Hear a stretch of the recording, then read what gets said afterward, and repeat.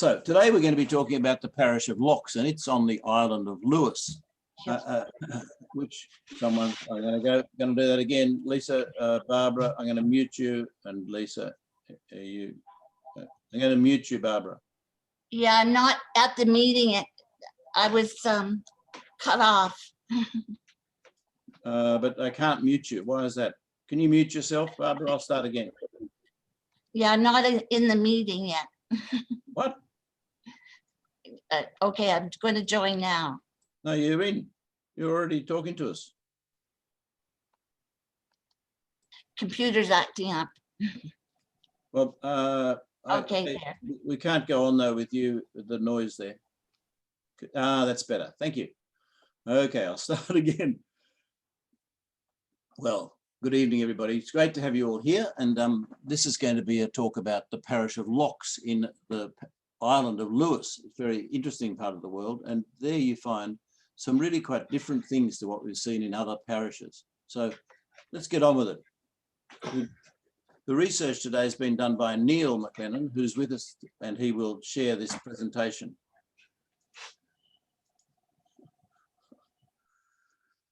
We're going to be looking at the reports that we see in the old statistical account and using other sources like the FASTI and so on to come up with a description of the parish in the 1790s. We're looking at topography, location, population, health, some McLennans there, the usual sorts of subjects. But we're looking for differences that should be quite interesting. Here's the parish here. The old statistical account on the right-hand side, prepared by Alexander Simpson, the minister of the parish at the time. And Barbara, your you're still unmuted. Thanks. And the name of the parish is a result of the number of lochs, as they're called, harbours or sea inlets that you find there. And I'll just read you a little bit from the first page of the statistical account. This parish derives its name from the numerous harbours which are in it and which are always in this county called Lochs, this country called Lochs, and which are all, they are so well secured from the sea that many of them are very well adapted for places of anchorage for vessels of considerable burden, and the whole of them for small vessels and are excellent landing places for open boats. The parish may also derive its name in part from the innumerable bodies, lochs of freshwater situated in the moorland, all of which abound with small trout of excellent quality. That's just the sort of snapshot, the first page. Okay, let's get our orientation of where this parish is. Here's our usual reference point, Kintail over here. We've got the Isle of Skye off the coast from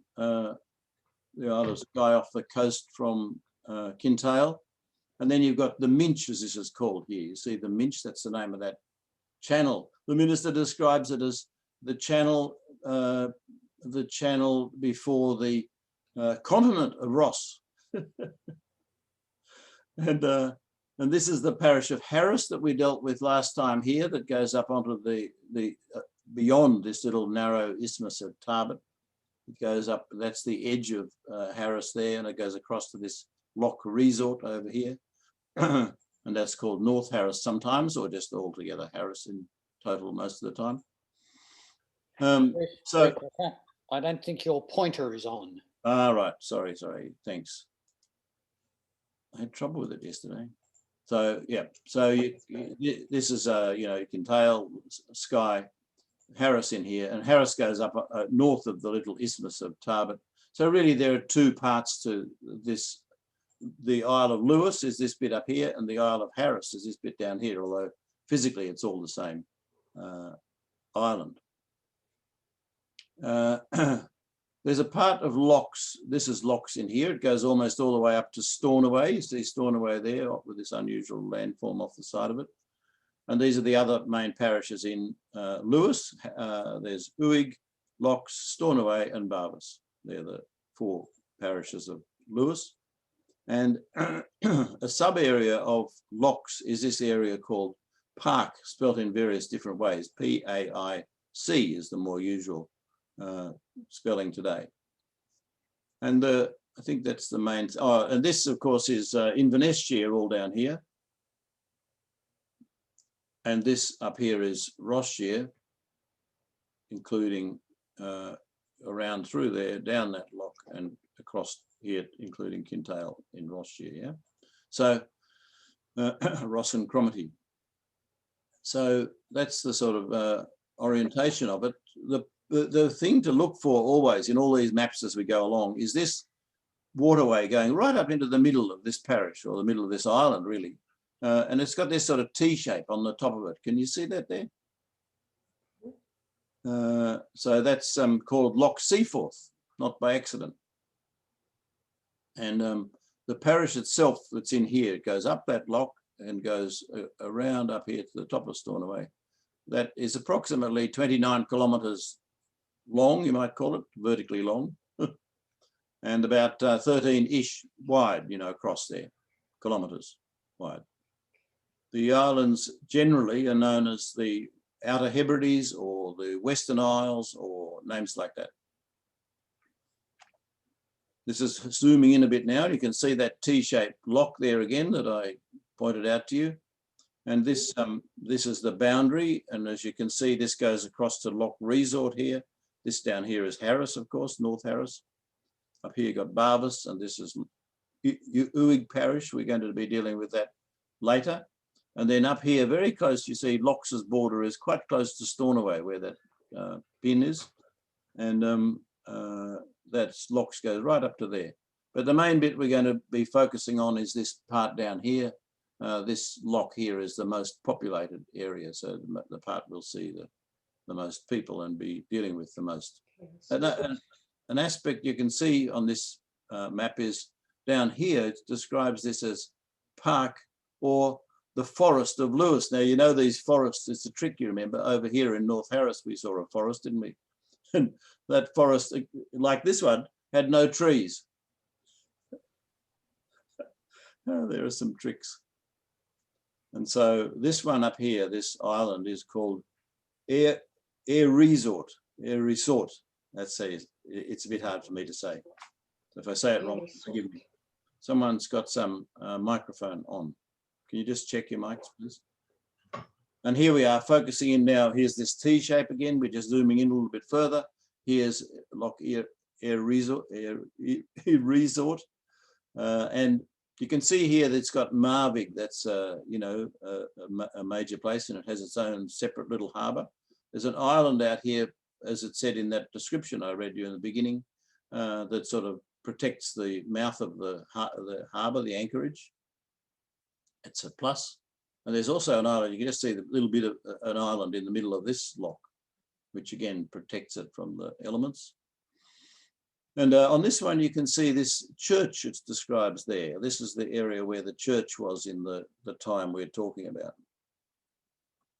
And there's a little bit of cultivation and people living along here, but I'll get to that in a sec.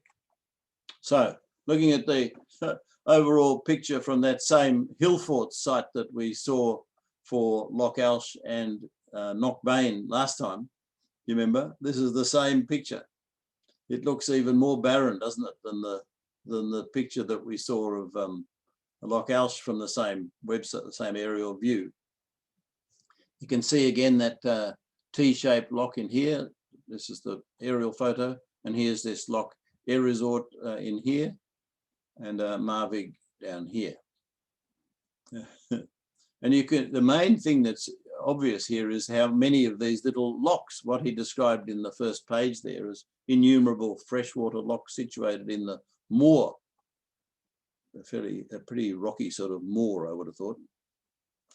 And then he says, there is no soil but what the indefatigable industry of the inhabitants has forced into cultivation near the creek of the sea with the aid of the seaweed for manure. No, there's no soil but what they've managed to create from putting manure on the ground. Wow, that's pretty interesting. You see here this word creek that he uses here, intercultivation near the creek of the sea with the aid of the seaweed. I don't know if you know, I'm talking now like we're not people who live in Britain. In Britain, they don't use, you don't see the word creek very often, you know, whereas in North America, in Australia, in New Zealand, you see the word creek quite often as a tributary of a river, you know, way inland. You see small streams being called creek. And I've known this for a long time, but I took the opportunity to just bring along the first volume of my Greater Oxford Dictionary, and I looked it up, and it says that, you know, a creek is a narrow recess or inlet in the coastline of the sea or the tidal estuary of a river, a small port or harbour, an inlet within the limits of a haven or port. You see, so it's actually like it's right on the edge of the sea, a creek, as far as they're concerned, more like a you know, inlet, like a tidal area. Whereas then it has a second definition, B2, it says, in the US and British colonies, a small stream or run. So you can see that the word creek, he's using it, of course, in the British sense here, not the sense that we all know that term. So that's what he's saying, that the only habitation really is in these inlets just by the sea, and really nobody lives in this whole inland area because it's not suitable for bringing up seaweed to make the land to grow things.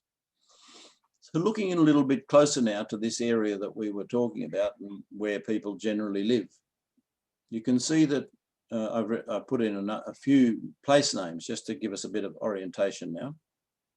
And the thing about this whole of Lewis is that the place names have mainly Norse origin, which is really an interesting thing. It tells a lot about the history of the place to know that the localities are described as in Norse words. And the word like vig on the end of Marvig is a word meaning bay in Norse, Marvig. So if you see that in other places, you'll know, that means that it's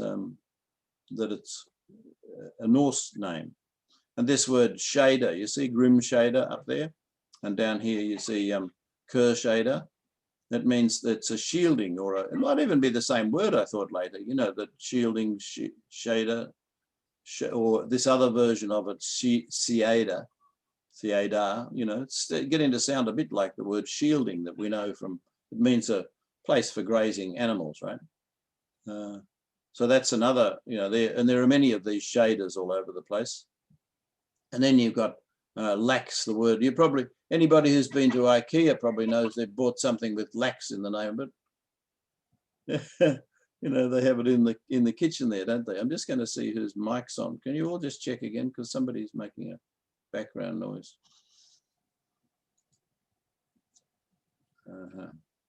No, I can't see who it is. Lax, and up here, this is Stornoway, just in here, just inland from Stornoway, there's a thing called Lax Dale. How good is that? Like there's a word lax for salmon, and then Dale, much more English sort of way of describing a valley. Good, eh?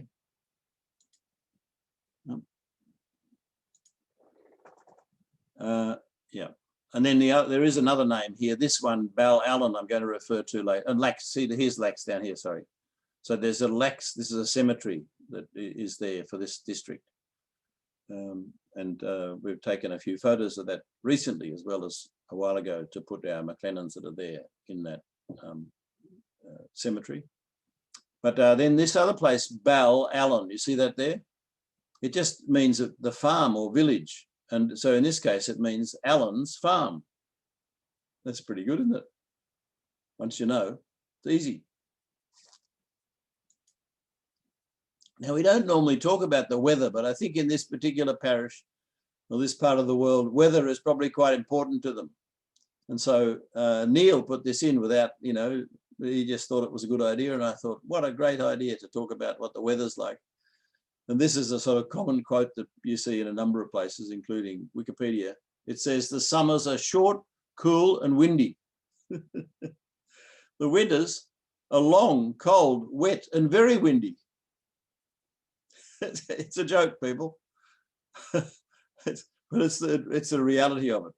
And mostly it's cloudy, you know, being on the west coast, as most west coasts are, like, you know, in British Columbia and places, west coast, moist and cloudy. The average summer temperature is 14 degrees Celsius, and the average winter temperature is like 8 to 2. That means in the old money, 46 to 36 Fahrenheit.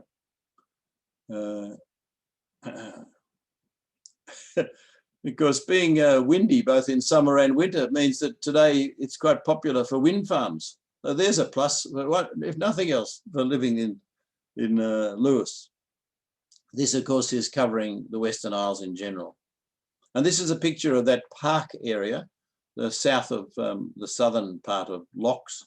And you can see here, look how weather is that? The storms coming in, rolling across the hills. It's great, isn't it? And look at all those trees in the forest down there.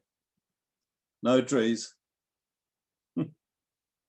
That's the southern. So it's a bit like the hills on the other side, like near Loch Resort there in Harris. So let's turn now to the population that we find in this parish and in Lewis generally. At the time that Lewis was acquired by the Mackenzies, that's Seaforth, you know, in 1610, the population really was quite small there. And so there was really no need for the population to spread out to these less arable, less productive parts.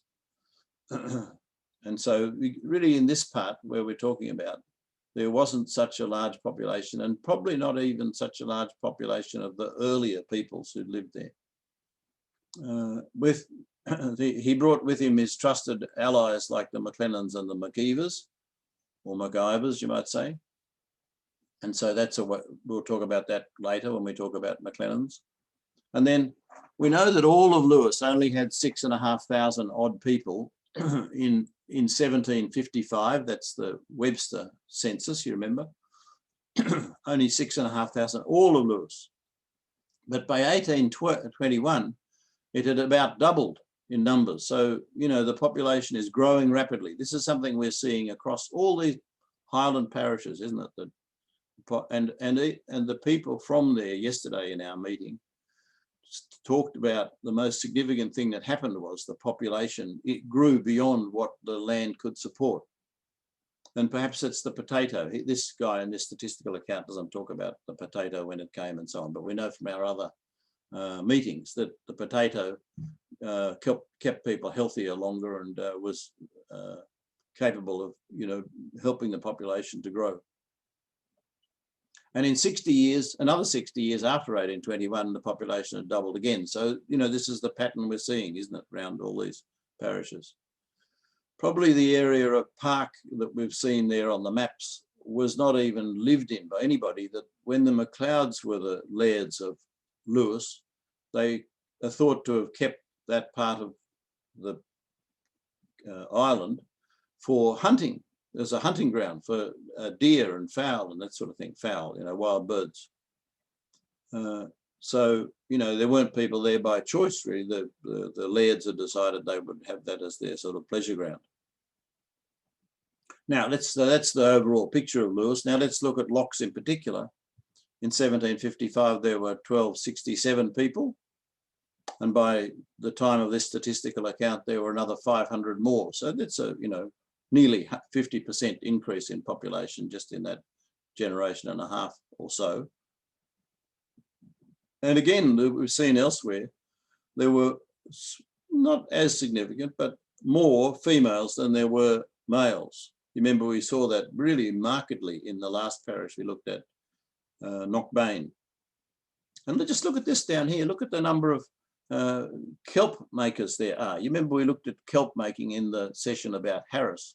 And look at the numbers there are, 38 kelp makers, the most of all these trades. And presumably other people, you know, that's their main occupation. Other people, of course, assisted with that work, kids included. There were 16 weavers, which is an interesting thing, a couple of boat builders, a a few tailors and a couple of blacksmiths. That's the trades. I'd like to hand over now to Neil, who prepared this research to talk about the produce in this area and how it comes about. Neil, over to you. Thanks, Bruce. Change of voice just for give Bruce a rest, really. The old statistical account really didn't mention much in the way of produce of the parish, but a Reverend Dr. John Walker visited that area in the 1760s. Walker was in fact the natural history professor from Edinburgh at the time, and he was interested in economy as much as anything else. And during that visit, he recorded in more detail the produce of the whole Isle of Lewis and in particular the parish of Lochs. And so you have that list there, black cattle, and that's a fine beast we have on the right.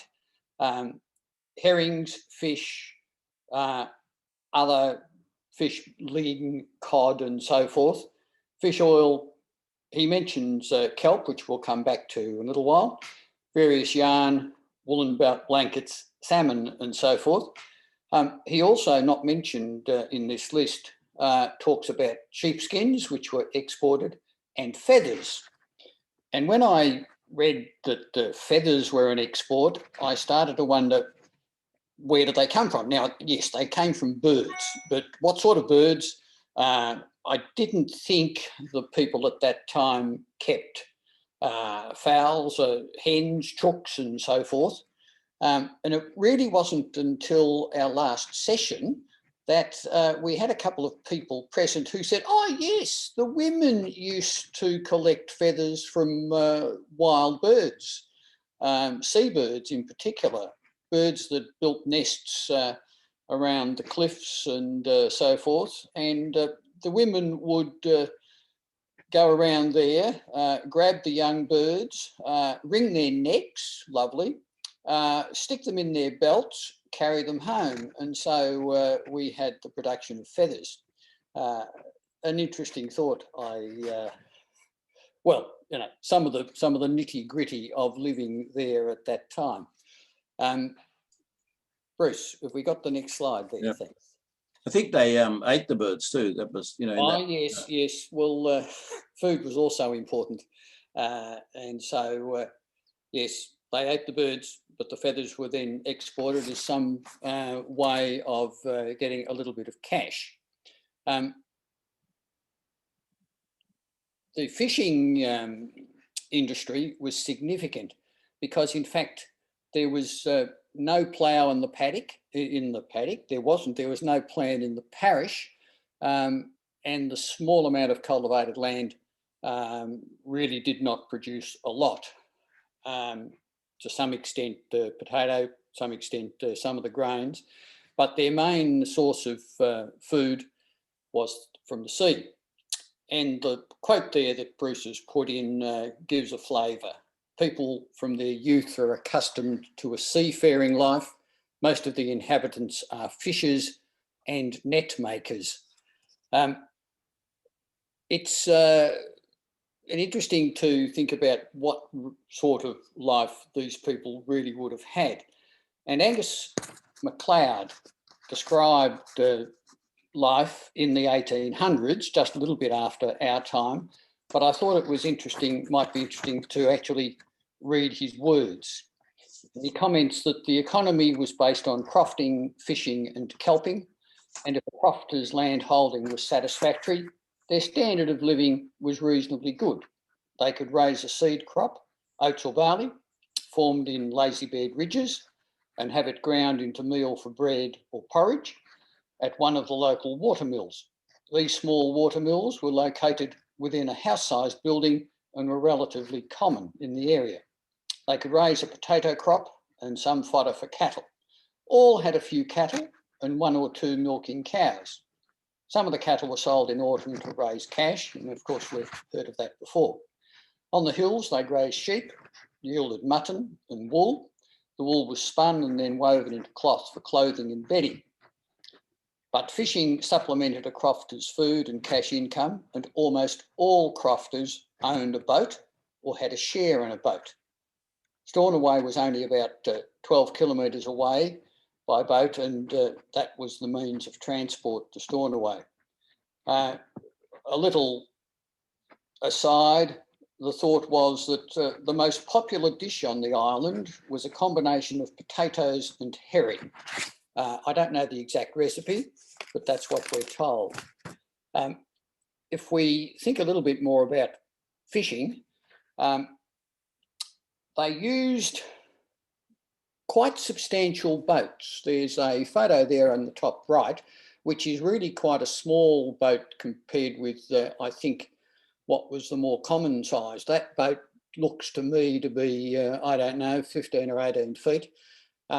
We're told that, generally speaking, the boats they used were 28 to 32, 33 feet, which are of reasonable size. They're clinker built, overlapping planks running lengthwise, as that boat in the photo shows. They were skiffs. That means they were open boats, no cabin, but they had a number of oars, usually 4, sometimes 6, and they all had sails. And we'll come back to some of the detail of that a bit later on.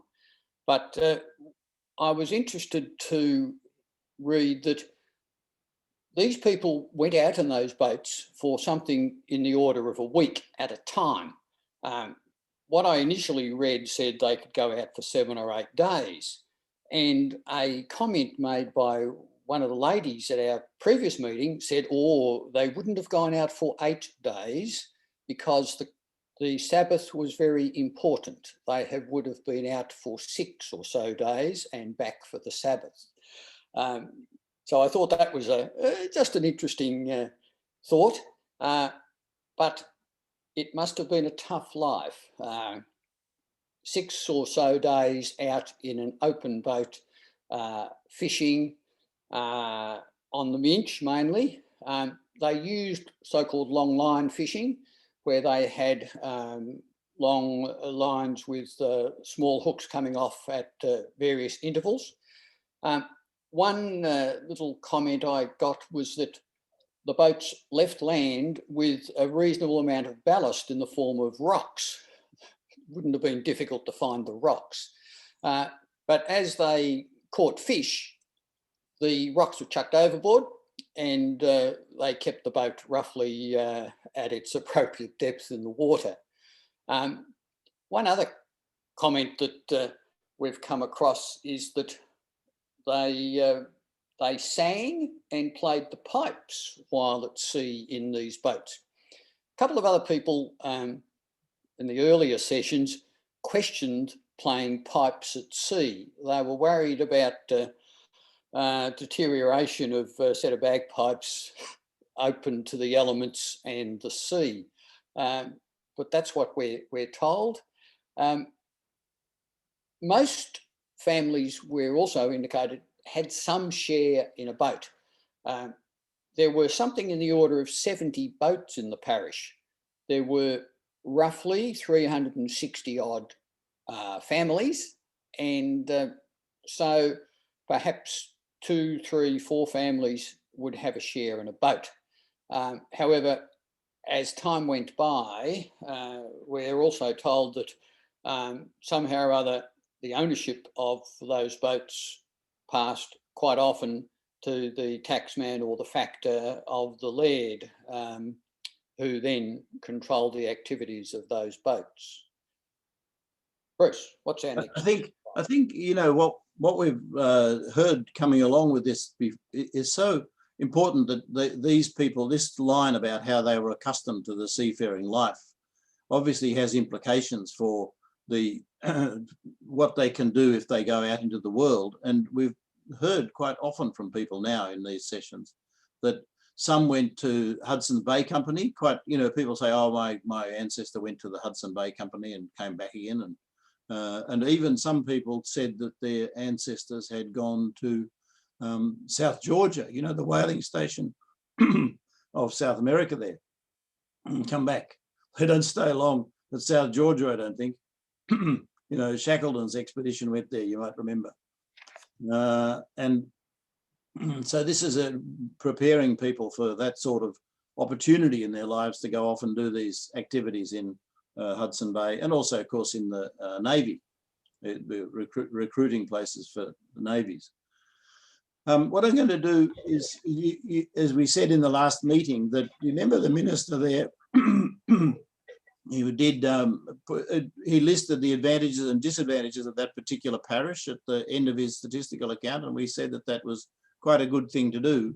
What I'm going to do at the end of this meeting is to just put a blank page up and hope that you can remember things from the meeting that were advantages and disadvantages of this parish. So make some notes as you go along if you like, but that's what we're going to be doing as we get towards the end. What are the advantages and the disadvantages of this parish? Next slide. Thanks, Bruce. What I reckon is a very magnificent photo, but it really shows to great effect the so-called lazy beds that were used in cultivation. There was no plough, we were told, and therefore all of these little ridges and dips were put there by hand using the Scotch plough, the Cascron, or the straight spade, and involved a fair bit of labour. The system was that of, well, the arrangement, the organisation of allocation of these beds and the space and so forth is termed the run rig system, and that involves a change in ownership, if you like, of some of various parts of the land. So a given family would have a certain part, a few ridges, which were theirs for a period of time, perhaps a year, perhaps 2 years, no more than 3 years. And when you think about the effort that was involved in making those ridges productive, we've been told that the seaweed was carted and put in on those ridges in order to produce some small amount of soil. I start to wonder about the efficiency of the whole system. In other words, if you know that your little plot of ground with a few ridges is going to pass to someone else in a year or two, how enthusiastic are you going to be to really improve the soil there?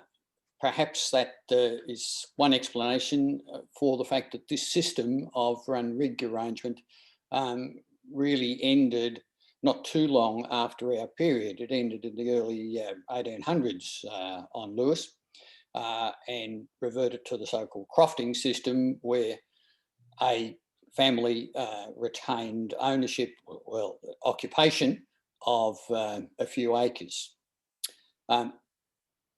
Potatoes were grown in these on these ridges, and as well as some grains.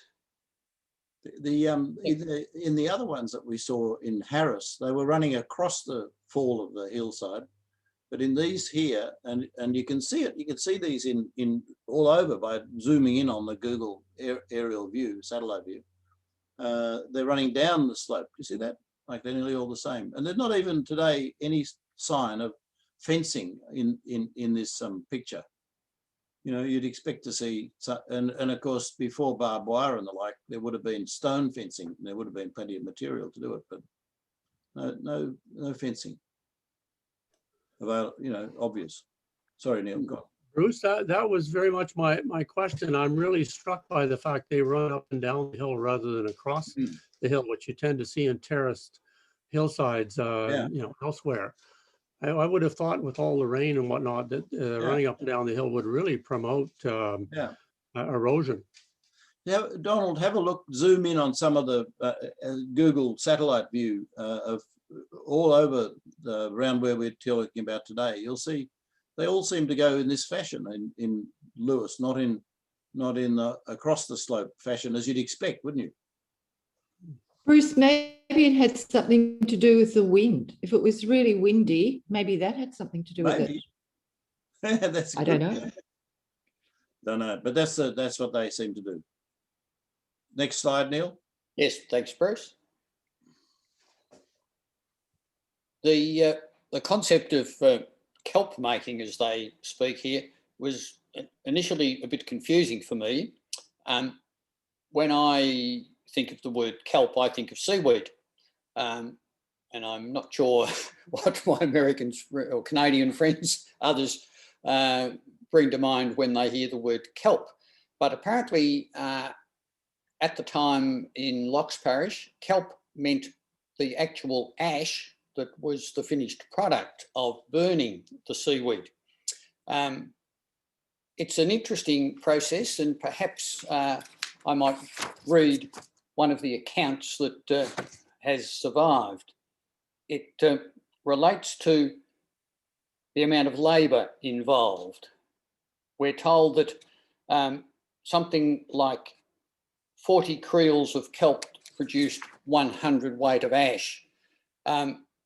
We're then told that Lochs produced something like 45 tonnes of ash as a result of these processes within the parish, which means a significant number of creels of seaweed. If you do your maths, I came up with about 1,600 creels, and each creel had contained about 30 kilograms. 30 kilograms I would translate to 60 plus pounds. And if you walk around with 60 plus pounds on your back, you know it's there. So it was a significant amount of effort. What happened was the seaweed was cut during summer. It was a summer activity, and the whole family, we're told, were involved. Seaweed was cut with a scythe, standing in cold water. It was then hauled onto land and dried. We hope it stopped raining for long enough to dry the seaweed.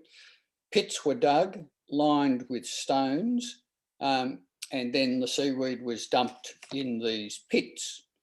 It was then mixed with peat.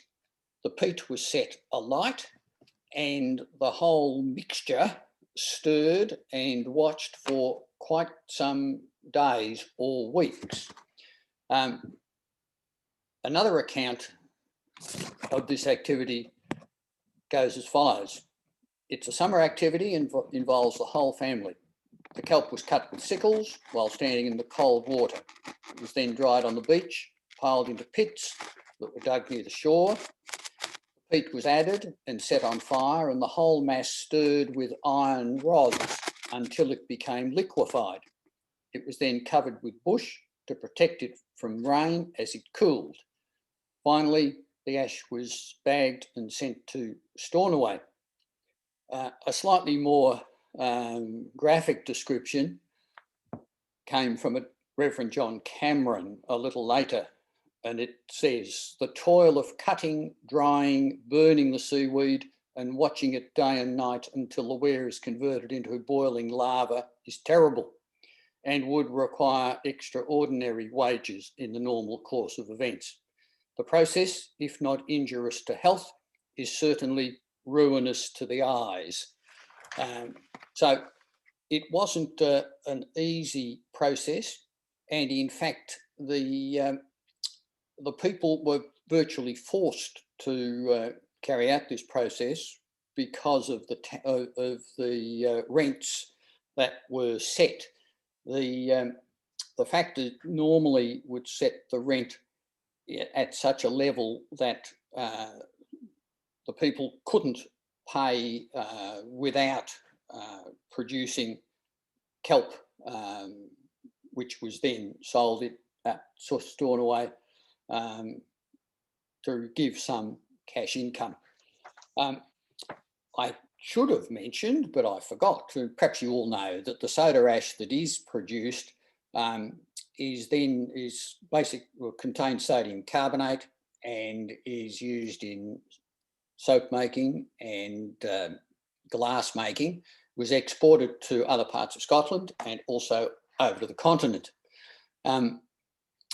All was fine, or particularly during the Napoleonic Wars or the period leading up to the Napoleonic Wars, the prices for the soda ash were quite reasonable, and it did provide a good income. However, after 1815, after Waterloo, when Europe was again able to carry on a reasonably normal existence, kelp or soda ash was then produced in other places. There was competition, and the prices of the kelp collapsed, leading to difficulties in the parish, unfortunately. And mass migration, really. It was, yes, it was one of the factors that led to migration out of Lochs. Next one, Bruce. One interesting little aside almost was that we're told that Mrs. Colonel Mackenzie arranged for some flax to be imported. Now, we assume that this is the wife of the Laird, the Lord Seaforth. And thinking about it, she was almost before her time. She was well aware that the people required a cash income, or at least a better cash income than they had. She had the idea of importing flax from other parts of Scotland, from Aberdeen mainly. It was shipped to Stornoway and then distributed back down through other parts of Lewis. The flax had to then be stripped, but she then went about encouraging the women to spin the flax, or the stripped flax, and even went as far as arranging spinning schools and spinning competitions amongst the women in order to get them involved in this activity. Later on, the spinning or the spun yarn was mainly exported, although some of it was used locally to produce linen and so forth. If we just look up at the further up the top, oh, well, Bruce is going to, no, I was just going to go back very quickly to the poor roll. We're told that there were 58 on the poor roll. Not in the account, the old statistical account, but I've read elsewhere that the people whose names were listed on the poor roll didn't get there very easily. I've read that the elders of the church were very careful in who got there, and you had to be rather needy indeed. Okay, Bruce. We've generally spoken about modes of transport in other presentations. The thing here is that the old statistical account, Reverend Simpson doesn't mention it. Elsewhere, we discovered that at the time there were no roads. Roads weren't begun to be constructed on Lewis and in Lochs in particular until 1850, and therefore the sea was the highway. Bruce, that's right. Just heard something, but that's all right. Bruce has come across this magnificent photo of the sort of boat that was used both for fishing and for general transport around the Lochs and the shoreline. This particular boat is a replica built relatively recently, and it's in fact relatively small compared to some of the boats that were used. I think this boat is something in the order of 26 feet, but of course they went up over 30 feet. So larger, more robust. But they all used this so-called lantern sail on a long spar attached to the top of the mast. No boom as such. And although I've not used one sailing, I'm told that they make the boat quite manoeuvrable. It can tack. And the other thing about it is it's easily pulled down, and that happened when fishing was being occupied, when they were engaged in fishing. It was interesting that previous presentations had people there who knew Lochs very well. They'd been brought up there themselves. They knew of their grandparents and their way of life there.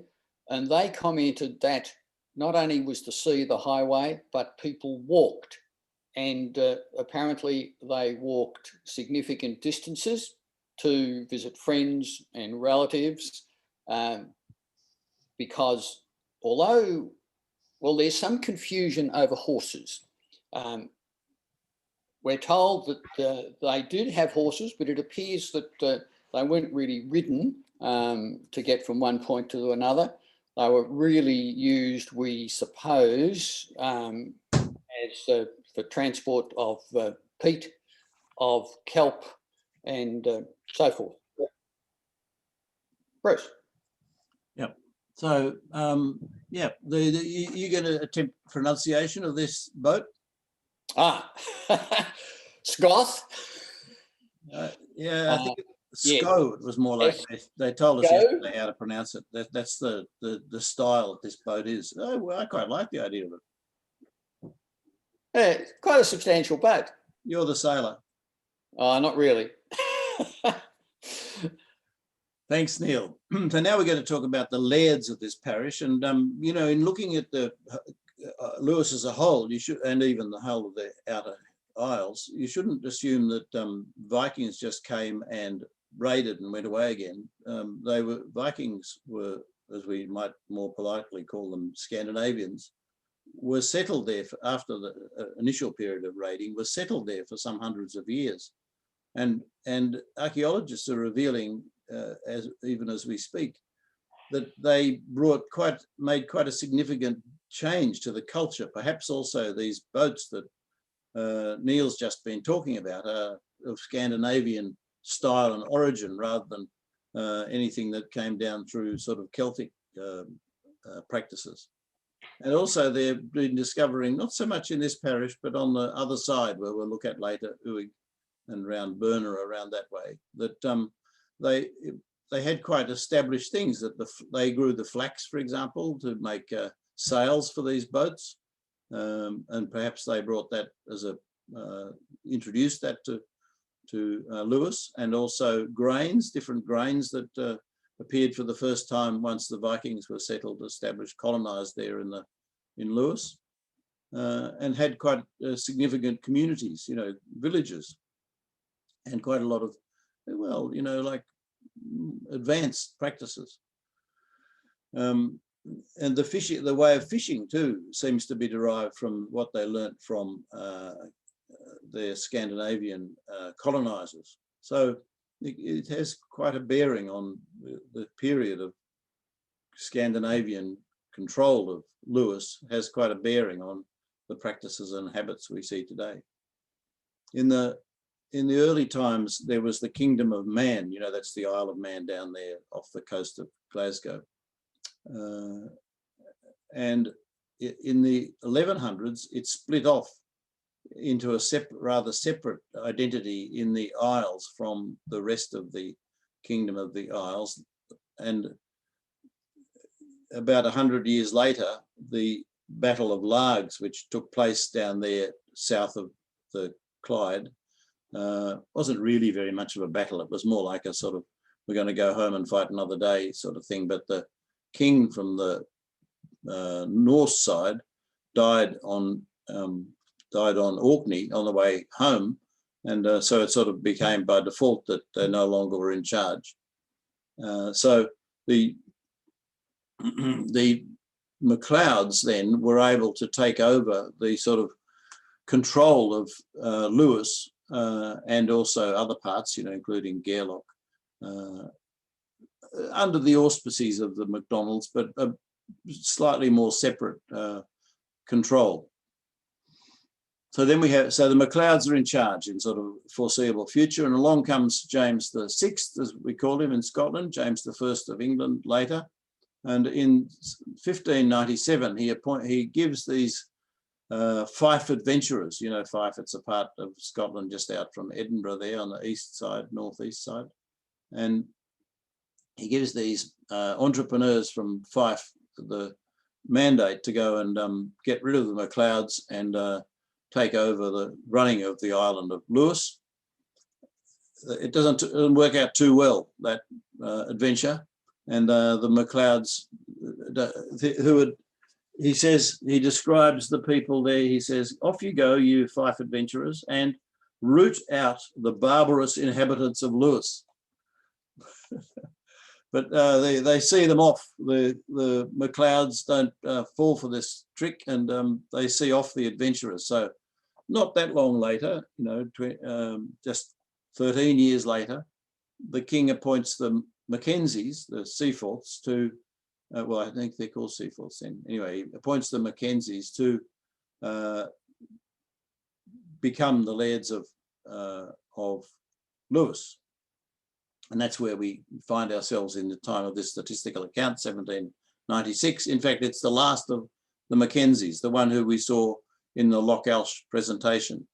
Francis Humbleston Mackenzie is the sole proprietor of all of Lewis. And of course, he's off fighting the wars, so his wife is generally in charge, as Neil mentioned there earlier. So there's all tying all these things together. So there's not like there are in many other parishes, 5 or 6 lairds. In this parish, you've just got the Mackenzies are in charge. And indeed, leading up to the time we're talking about, just immediately before the Napoleonic Wars, before Mackenzie went off to fight, take his regiments off to the wars, he and his family lived in Stornoway, in a lodge they'd built there. And it's said that he helped directing and supervising the habits and industry and happiness of the people of Lewis. As we know, he was quite a benevolent landlord. Okay, let's talk now about the church there and the ministers. What you've got to know about this particular place is that this was one of the very first places where Christianity became settled in the northern part of the Isles of Scotland. So the history of the church in Scotland, in this parish, goes back to like about 800 AD, pre-Norse settlement. The monks and the migrants from Ireland had Christianized the population of Lewis long before the arrival of the pagan Scandinavians. So you see there's an island in the mouth of this loch that we've been talking about so much, Ayr Resort, that was settled by Irish adherents to the cult of St. Columba, it's called, or St. Columb, and the island is famous for having had a church there since 800 AD. Amazing. The church that's there in ruins now is not, of course, the church that was there in 800 AD, but it is in fact quite old, pre-Reformation church that's there on the island in ruins. But the burying ground, as we saw in the recent one, Knockbane, the burying ground around the church, the kirkyard, was still being used for burials up until the 1870s.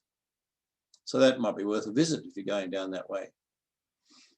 Lochs itself was split off into a separate parish only in 1722. So, you know, it's a few generations since that happened from a point of view of 1796.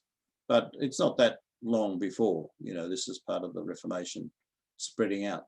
And the first minister there was Colin Mackenzie, who had been a schoolmaster at Dunvegan, and Dunvegan, of course, is Skye, MacLeod Central on Skye.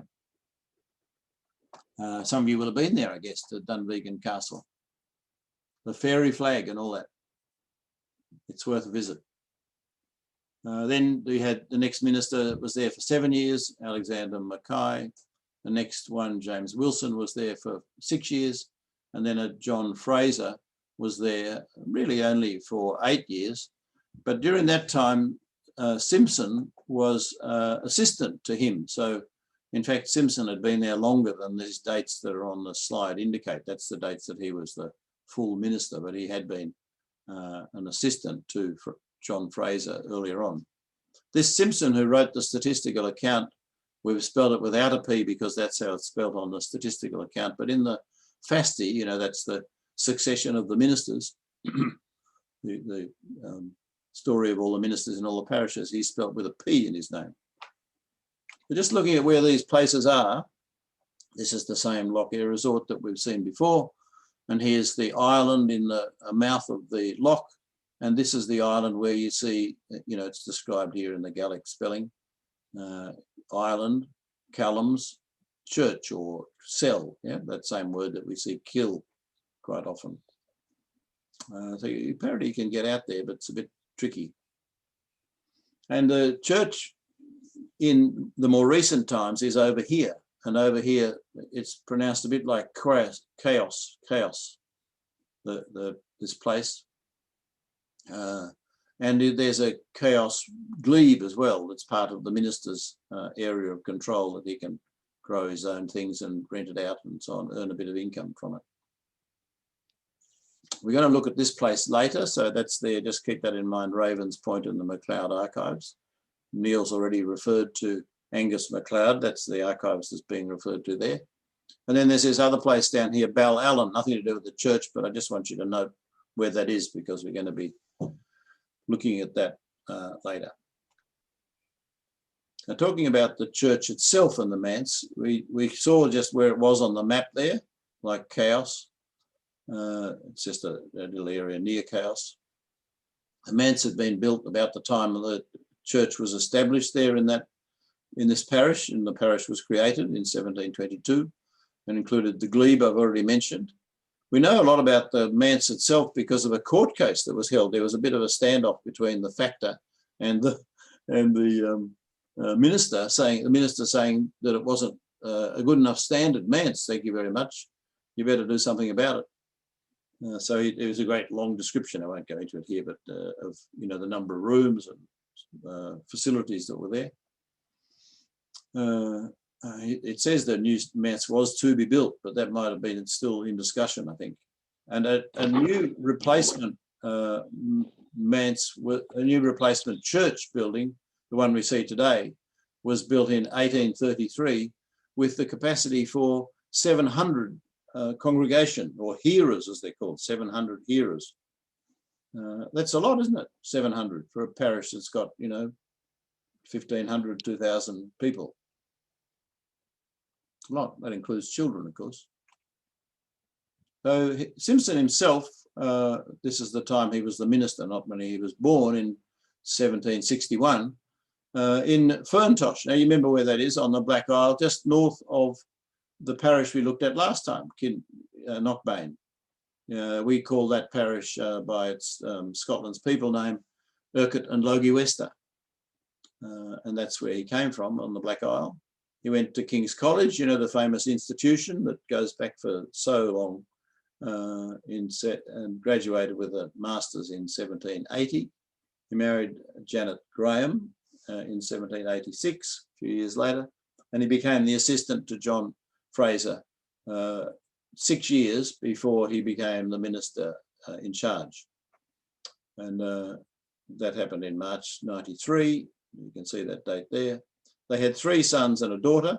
The one daughter, married the minister of Bernera. Now you might say to me, well, you didn't show us there was a parish of Bernera. That's an island over on the east side within Uig, and that's because it's one of these quote Sacra parishes, like a sub-parish of the main parish of Uist, but there was a separate church there with its own minister, and their daughter married the minister from there. He died in 1830, and by that time he'd been 41 years in the parish. That's a long time compared to his predecessors, isn't it, who were there for 6, 7 or 8 years typically. Now there's a book called by Reverend Norman McFarlane called Men of Lewis, and he called this period when the 41 years that Simpson was there, the dark Simpsonian period. He says that Lochs parish was the darkest bit of Lewis. In addition, he says the stories of how he degraded the pulpit and desecrated the Sabbath and betook himself to whiskey filled the island. It's a good quote, isn't it? Dark Simpsonian period. Altogether, he'd been there 41 years. We said that, yeah. A new man, so that's good. I'd like to hand over now back to Neil. Thank you, Bruce. I better unmute, that might help. As we can see there, there was a parochial schoolhouse built in 1795, but there must have been schools prior to that period, because various schoolmasters are mentioned earlier than that. Just dropping down a couple of those points there, there's a note that there was a society school built in 1793. Now, we've come across these schools before. The society, to give it its full name, was the Society in Scotland for the Propagation of Christian Knowledge. And I was surprised to discover that, in fact, it was quite a substantial organisation, because we're told that in 1758, 20, 30 years earlier than the period we're talking about, it had 176 schools in Scotland, mainly in the Highlands. If you're an organisation with 176 schools, you're a reasonable, solid organisation. But the thing about these society schools that amused me, we're told that they are places where religion and virtue may be taught to young and old. So we have virtue being taught. I'm not sure how the old were taught. Perhaps the young then went home to teach the old. We're told that Gaelic was the mother tongue. It was apparently virtually the only language spoken in the parish or on the island, despite the fact that we've got plenty of Danish and Norse place names, as we've seen before. That was about probably the only, at least verbal derivation from the Scandinavians, but Gaelic was the mother tongue.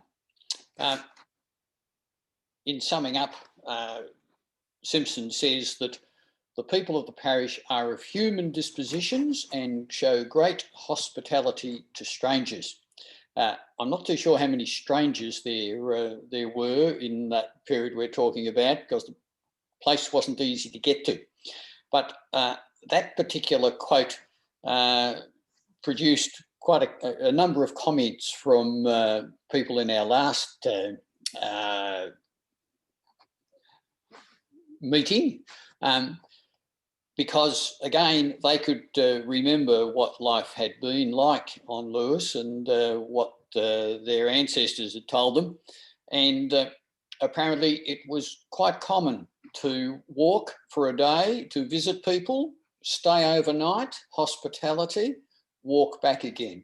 And in fact, we're told that the main leisure time activity was visiting and no doubt gossiping. Thanks, Bruce.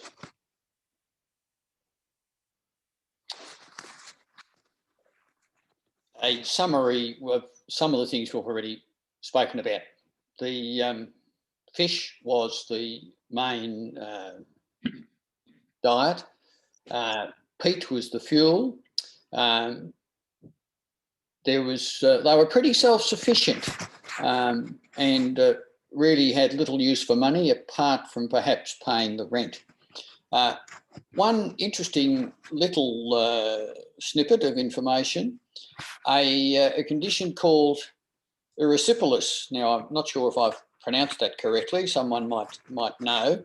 but it's listed as a common distemper. I like the comment, I like the description, a distemper. It's also known elsewhere as St. Anthony's fire. It's a bacterial infection of the skin, and sometimes the local lymphatic ducts just under the skin. Presents as a shiny patch on the skin. Today, it's easily treated with antibiotics, but it would have been quite persistent in the 1790s. We had someone at an earlier meeting suggest that this, in fact, might be what we sometimes now call school sores, but I'm not so sure about that. As a boy, I had school sores, and I'm pretty sure it wasn't this particular malady. But erysipelas was a common distemper. Prophetically, was also the comment that the area was sometimes infected with epidemiological fevers. This seems to be, to some extent, a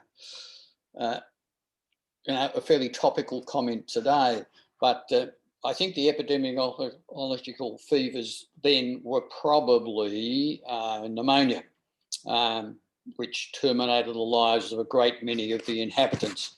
Not a particularly, pleasant thought. They're fairly strong words. The normal sort of habitation were the typical crofters' cottages we've come across before. Mainly single large room with a byre at the downhill end, and you know why it's at the downhill end, thatched roofs and so forth. We are told that the actual building of these cottages and the thatching of roofs was a community activity, whereas farming and to some extent fishing were more individual or small group activities. But we're told that the building of the stone cottages and the rethatching of them was quite a community activity. Thanks, Bruce. Let's look now at the McLennans we find in this parish, because it's an example of what you might find. I mentioned earlier that the Mackenzies were given the nod by the king to take over Lewis in 1610. And here we've got the Mackenzie crest. Some of you will be pleased to see that. And of course, this is the Beacon Hill that, Tullacard there at Lochs in their crest. They were, of course, naturally distrustful of the previous lairds, the MacLeods, and so they surrounded themselves with their Mackenzie allies and the families of the McLennans and the McIvors. The minister says this in his account. This doesn't rank so highly, this parish, in the early 1800s, and we know that these figures are a bit unreliable because of the lack of recording and so on. But there's the usual pie chart that we see from 1800 to 1809, end of 1809, and we've got only 11 born, and it's number 21 on the pie chart. But as you go on through the decades, I've documented the other ones here to see how it compares. We begin to get reasonably high numbers in this parish, from the mid-century onwards. So it becomes significant to us as things shift. While I was doing this, I thought I'd have I was looking for somebody in particular who was called Donald McLennan. Now there's something to conjure with. But I thought I'll just see how many I get if I put Donald McLennan, Lochs Parish. So here you've got, this is the usual search screen on our clan records. Donald McLennan, I put that in with the sound X turned on there, as is the default. And then I've got here birthplace Lochs. And because this is a unique name, we don't have any other Lochs names anywhere else. We're going to just get a pure listing. And I'd like you to turn your mics on and bear in mind that our records only go, we focus on people born before 1900. Sure, we'll go up to 1920 if you press the point, 100 years ago. But by and large, we're trying to complete the records up to 1900. So I'd like some of you to have a guess how many you might see as a result of this search in our clan records. Turn on your mics and have a guess. Don't guess too high is my clue to you. Having had it before. 15. 15? Another guess? Christine's going to have a guess. 10. 10? Mhm. Well, you're wonderful. You're a wonderful group. I do love you. 34 we get. Oh, Well, in the last groups, they started off at 150. I thought, oh my God. I thought 34 was pretty good, and I'm pleased you've confirmed that suspicion. Thanks, Christine. So, you can see here that the location, they're all the Lochs that we're talking about. There's no other Lochs involved in this answer. There are 34 of them, which I think is pretty good.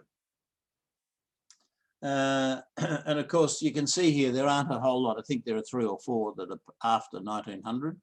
One of them is called Uncle China. I think that's quite a good nickname.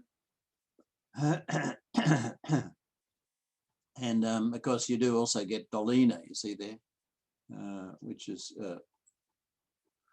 it's got Donaldina in the in the brackets. That's why, if you just put in, like we did in that search there, put Donald and contains, not sound X of or whatever, put contains, then you'll get the nickname as well as the, it'll look in the nickname field, even though you sort of assume it might not. What do you think about that, Donald? That's pretty amazing. Bruce, as you know, I've been working uniquely on Glengarry in Eastern Ontario. How many editors do you have in Scotland that would? I put nearly all of these in. Did you? And you found them from records in Scotland by internet research? Yeah. Oh, Yeah, that's remarkable. That's a huge amount of work. That's just a huge and, amount of and yeah, I think, Donald, you raised a very good point, actually, and that is that particularly in Lewis, I'm really careful because you've got so many people with the same name. And it's not only Donald. You've got Angus is a really common name in the Hebrides, and it's so easy to pick up the wrong one because they often have the same sort of name parents, and it takes double caution to work in the families in Lewis. That's a comment. They're nearly all called the same names. The other, yeah, Catherine. Just when you're talking about names, and I actually haven't talked to Kathy about this, but I gotta call you on this one. When I was looking at DNA through Ancestry, you talk about common names. You can see, and I can't remember what the thing is, but it's related people, and then it goes all the way down. I'm finding huge errors because of the names. Is anybody else? Yeah. It's that's what I worry about in Lewis. And I always say that I think our standard in our clan records has to be, the benchmark has to be set higher, more evidence than you would do for your own name, your own family, because it's just your own thing. And you need to be so careful. It's so easy to make mistakes in Lewis, particularly Lewis.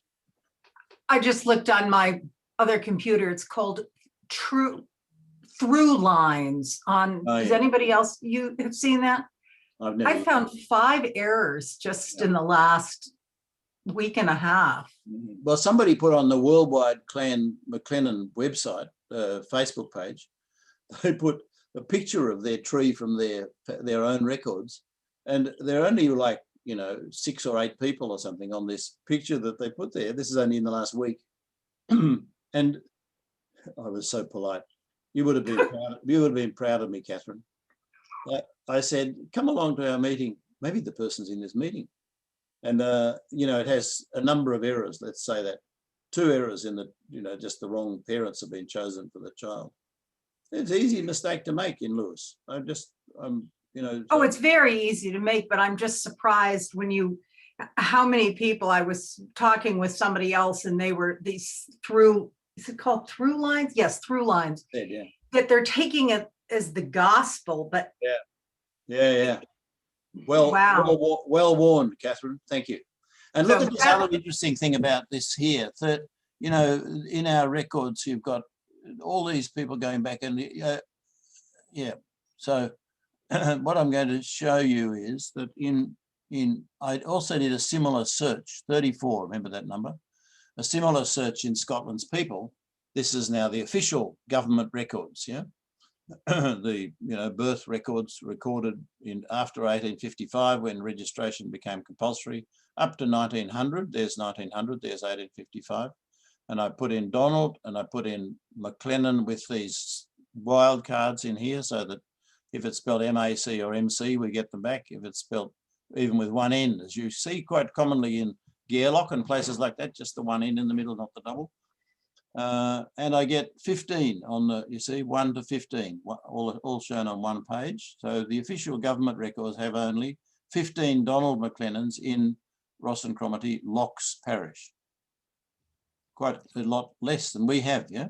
Now, of course, we have the ones before 1855 as well, so that helps to explain it. I know we have 3 or 4 after 1900. So it means, you know, our records don't look too bad by comparison.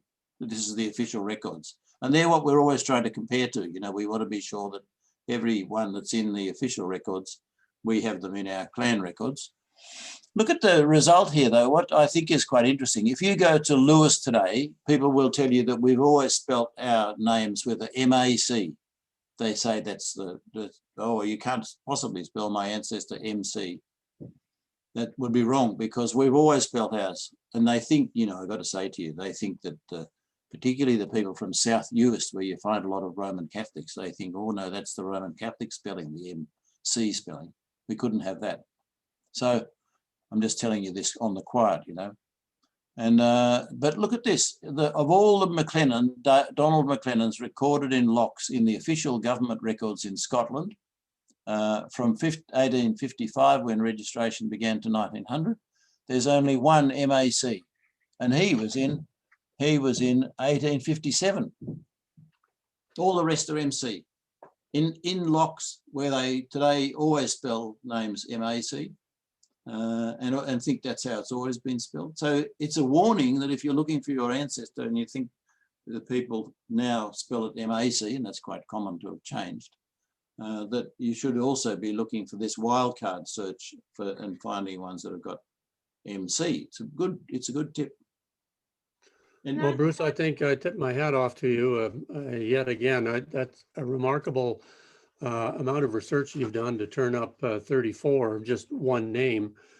And I have no idea what percentage of the McLennan population in Lochs is represented by Donald on the male side, and it may be a very small minority. So, I mean, that's maybe just the tip of the iceberg of the amount of research you've done in that particular parish and entered into the clan tree. I mean, it just boggles my mind. Thank you, Donald. I did it just for a bit of fun, because I was looking for a Donald, because you as we'll see in a minute, who the Donald was I was looking for. Looking for some particular McLennans, a family who have a lot of people living there today, lived down in that park area. This is the hills of Park down here, one of those other lochs that we saw going further down the coast before Loch Seaforth. And they lived in this little corner here. This was sent to me by John. Well, actually, I got it from Wikipedia, but he had sent it to John McLennan, who I know. And they lived there until the 1790s, and that was when they moved up to Marvig, you see there, when a sheep farm was established down in this park area. And the nice thing is that, bringing this all to get back full circle, that this fellow John's son, Duncan, is buried in that St. Colum's Island churchyard that we talked about a while ago, remember? So, you know, you see, this is the sort of, we're starting to understand a bit about what happens and where people came and went and where they got buried and so on. All makes a bit more sense. Now, here's some of the descendants of this John. This is why I was looking for Donald, because this fellow here the owner of this ship, the SY 511, means Stornoway, SY, the Clan MacLennan that by name, this fellow had been in the Hudson Bay Company. He'd been to Hudson Bay working and came back and bought this ship. This was his first ship after he came back from working in Hudson Bay, HBC, and it was called the FV Clan MacLennan. You can see there it doesn't have an A in the MacLennan either. So he's one of the descendants of this John. This is his daughter here, whose name is, you know, I said there were a lot of Anguses out there in Lewis, and you can get them mixed up too. Her recorded name in the official records is Angusina. You got to love it. Angusina, but she was known all her life as Agnes, which I guess is probably a little bit less clumsy than calling somebody Angusina. Poor girl. And that's the mother of this fellow who supplied the photo. So he's a MacLennan descendant too, really, from this John, Chris Murray, a great photographer. He takes lots of lovely photos of Lewis generally, often some with drones, things like that. Another descendant of that John MacLennan is a fellow who's called Alexander McLennan MBE. He got awarded the member of the British Empire for his work partly as the provost of Stornoway. He also was a leading light in the church in Lewis, and that's why he got the nickname Holy Alex. He didn't have any children, but he's quite an institution in Lewis terms. He owned a chandlery, a ship's chandlery in Stornoway at the end of the main street there. And also we have the famous Dolina MacLennan, who was with us herself yesterday, aged 84, full of beans, as I say. It was lovely to have her with us. She, you know, I could go on writing pages about her life. She was something like 60 years performing at the Edinburgh Fringe Festival as a performer, not just as an attendee. And today carries on this activist life in broadcasting, commentator, writer, actress, actor, and so on. And the fellow I mentioned earlier who supplied that photo of the boat wake and the lock in the park, John Jamieson McLennan, is a friend, and he was the harbour master or the CEO of the Stornoway Port Authority until not long ago. Isn't that a lovely photo? This is the ship SV 511 coming into Stornoway Harbour. Gotta love it. It's a lovely picture of her, isn't it? You can read a lot more about Holy Alex in the chapter about Lewis and Harris in the McLennan Places book. As I've said to you before, you don't need to go to the genealogy page and look for Scottish travel guide. Just Google McLennan Places across Scotland and you'll find the result come up. It's a free book. The idea of it, of course, as I've mentioned before, is that you just have it on your phone, and then when you're traveling around, you can tap on the coordinates for a place that are in each chapter, and your Google Maps or whatever will guide you to, you know, by walking or by car to the place that's being discussed. You give you the directions, as we call it in Google Maps. Yeah, more about Holy Alex there. I was helped in that regard. I'm a member still of Stornoway Historical Society, and a fellow who's quite important to that group is another former provost of the last provost of Stornoway, called Sandy Matheson. Now, here's another John. There are probably more Johns than there are Donalds, Donald. This John lived in Ballallen. I'm mentioning him because you can see here that he was that John was born in Lochs and died in Lochs. He was born in 1858. His parents, though, Father John, how did you guess that? Born in Harris, yeah, and dies in Lochs. Mother, also a McLennan maiden name, was a Harris girl, came to Lochs and died there. They had their children all in Lochs, so they're already in Lochs by the time they're having their he, John, is having his children, which is what you'd expect. And they had 10 children, this John did. And one of those children is the fellow I mentioned earlier that went to Peru, went to first Patagonia and then to a mining district in southeast of Machu Picchu, a high part of the world where they do mining. And it's his descendant who I have come in contact with, and he lives in Sydney. I'm going to have a coffee with him soon. Ishmael. In fact, he's involved in medical research in immunology, you know, like stuff that's very topical today. You must have had fun researching that one, Bruce. I see John, son of John, son of John, and then you've got a Donald John and another Donald, and born 2 years apart. And, oh my goodness. Yep, that's it. It's good, eh? And then, you know, this is what you typically see, as Donald here knows, that, you know, this is what we do in Scotland. We put the whole census in like that, which gives us such comfort about the family, that we have that all these people are correct because we've got them here. Donald John, you see, that's that one we're talking about, Donald John here. And then, you know, you've got Anne.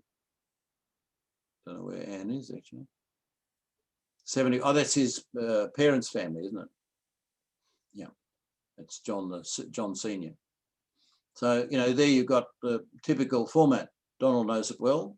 This one is actually drawn from my Find My Past rather than from Ancestry. We use both, but Ancestry more commonly. But that's a typical thing that we do. You all know that, to expect to see a census in there, which is the proof that the family, we've got the whole family and we've got them in the right sort of place, that they belong to those, you know, it says the relationship there. And the ages are quite nicely lined up, Donald, on that one, don't you think? Beautiful job. You know, it's always a thing, isn't it? Okay, we're going to move on now to talk about the curiosities in this parish. Now, because this is the first parish we've dealt with in the island of Lewis, I just want you to appreciate how ancient culture has survived for so long in this island of Lewis. There are signs almost everywhere of human habitation going back 5,000 years. Standing stones are a typical example, not so much in this parish itself, but in other parts of Lewis, you find things that are older than the pyramids. What an amazing place to go to visit. It's just an extraordinary thing. Cavendish stones, you can just walk around amongst them the same as we used to when in the 1970s, walk around Stonehenge. Now it's all fenced off and you can't go in, but on Lewis, you can just go to these things that are older than the pyramids. Amazing. These things, and you see quite often these things here, just come across them among trees and things too. Not that there are many trees on Lewis, but you know, these brocks, they're called. Some of you have seen brocks in real life. You see them on Shetland as well, and also on Orkney, I think. Brocks, they're these double-skinned forts that long before Vikings, they're Pictish or, you know, Stone Age fort houses. People lived in them and had this stairs going up to, and they're usually built in such a place that you could send warning to the other tower if people were being attacked, you know, visible to each other. You've got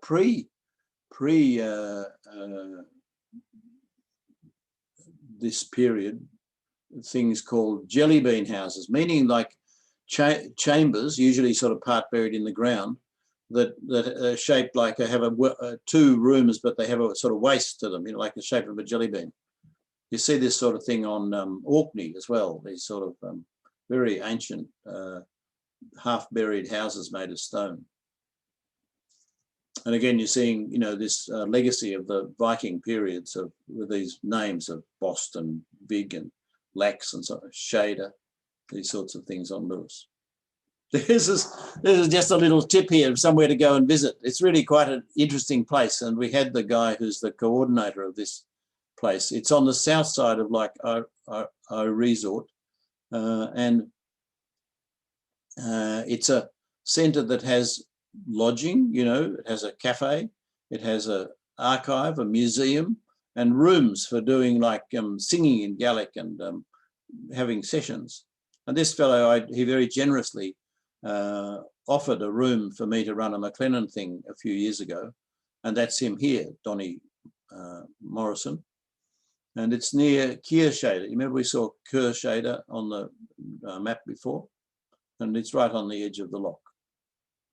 And here's this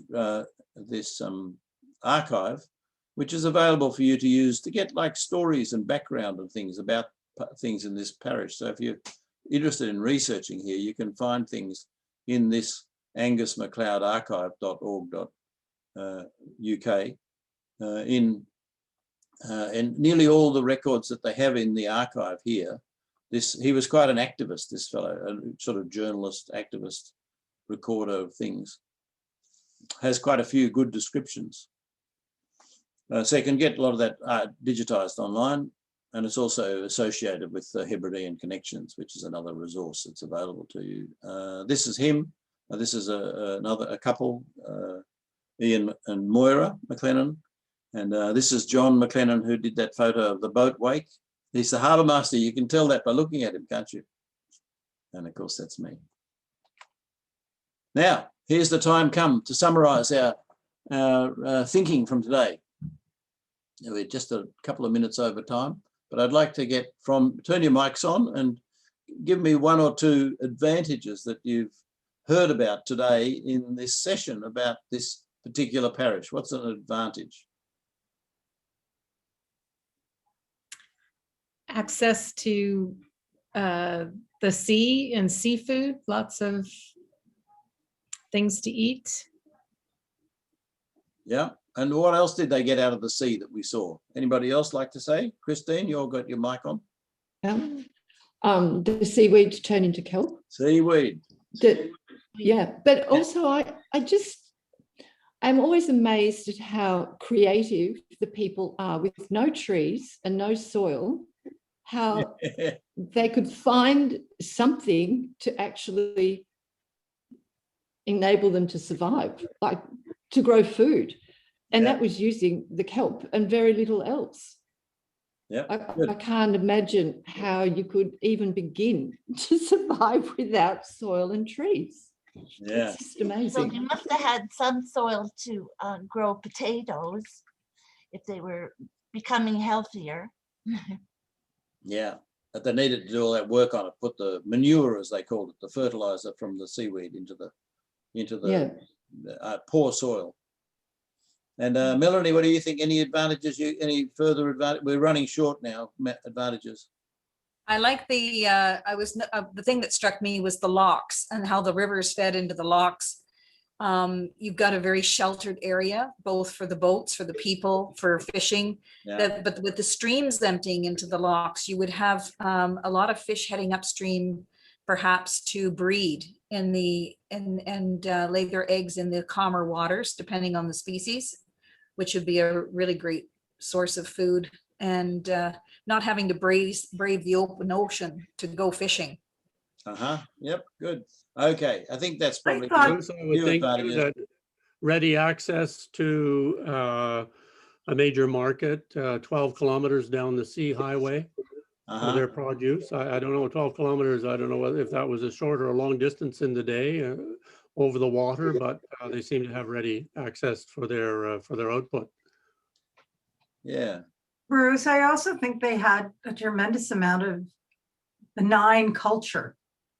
And I mean, not speaking of art particularly, but they had building culture and name culture, and the boat clearly seems to be Norse. So I think they had a lot of, perhaps they weren't as appreciative as we are now, but a lot more culture than other parts of perhaps Scotland. Cooperative. Is that what you mean? Cooperative. Sorry? You mean cooperative like that? No, culture.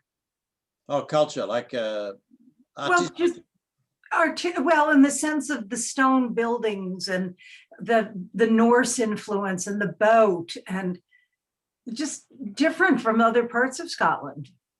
that perhaps didn't have the Norse influence. And I guess And probably some of the language too.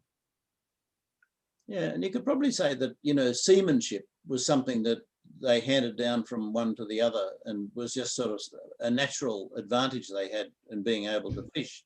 And therefore, to go off and be sailors in the world, to like to go to South Georgia and to Hudson Bay and whatnot, people are attractive to those people to leave the place.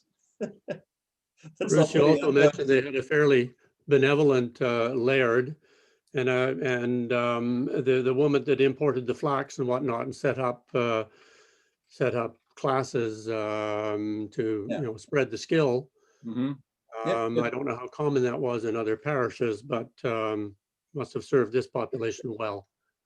The other advantage that they have today, of course, is they have the wind to make Windmills. wind generators. I think windmills are quite a big thing there now, you know, in the modern way of thinking, but they didn't know about that then. So what about disadvantages? Yeah, Bruce, Barbara? You were going to say, Barbara? Oh, I think she's gone mute. The weather would have been a huge disadvantage. What's that? The weather would have been a Oh, yeah. huge disadvantage, I would have thought. Yeah. Just to get out and to do things and to be productive. At least they had stones, plenty of stones. They could build their houses. And rough seas, you know, like I tried to look up how often the Calmac ferry from Ulverston from Ullapool to Stornoway got cancelled, but I didn't actually find a conclusive result on that. But you know, it's often cancelled due to the weather. Yeah. yeah, I was just saying, Bruce, that got cut off, that the immigrants that went to the Bruce area, John was saying that they had a hard time with the farming because they were fishermen, they weren't farmers. Good point, Barbara. Thank you. Other disadvantages? They struggled. I think like a lot of remote communities, it would be very difficult to get good health care and medicines. It would be, they didn't mention a doctor or anybody that would be caring for them. And then they talked about the plague. So there would be a disadvantage in not having the education about how to stop, you know, infections and treat people. Mm-hmm. And, you know, more generally, I think there's this question always hanging over this period of how willing to adopt the new scientifically derived methods of agriculture and other things they were or not. I know that's a complicated sentence, but you know what I mean. How willing were they to adopt what were emerging as new ways of doing things? Yeah. Bruce, they would have also been under the influence and really the control of the Lairds too, wouldn't they? Because they couldn't just do things off their own bat. They really, if the Lairds were kind and generous and willing to support new methods, that would have made life easy. But if they didn't want to, they really couldn't do much about it, could they? Yeah, but here we're seeing a benevolent Laird. This one's good. Encouraging them to adopt new practices and so on. But typically what we've found in every other parish at this time, this is before any sheep or anything are mentioned, we are seeing, you know, that they had all those conditions, but typically you don't see people adopting these new practices. Another disadvantage is there doesn't seem to be any distillery. Well, I think there wasn't enough barley, you know, to do, you know, you couldn't grow the crops, the grain crops were very, very limited in number. Yeah. The Reverend Maybe that was a Simpson, good thing. Yeah. I was going to say the Reverend Simpson seemed to get around that somehow. I think the whiskey we saw, didn't we, earlier, that the whiskey that was made in Urry, for example, was sent to the islands, made up already. Remember, we saw that there were a lot of grain produced there, and it was produced and sent for sale. Okay, but they don't mention anything about, you know, number of public houses or whiskey shops or, you know, dram shoots. Yeah, that's a good point, Melanie. Thank you very much. Well, I think that was it was good to have that. What do you think about that little segment? Advantages of good. this I like plan it. That's Yeah. good. Good. Good. Yeah. came out of our last session. Great.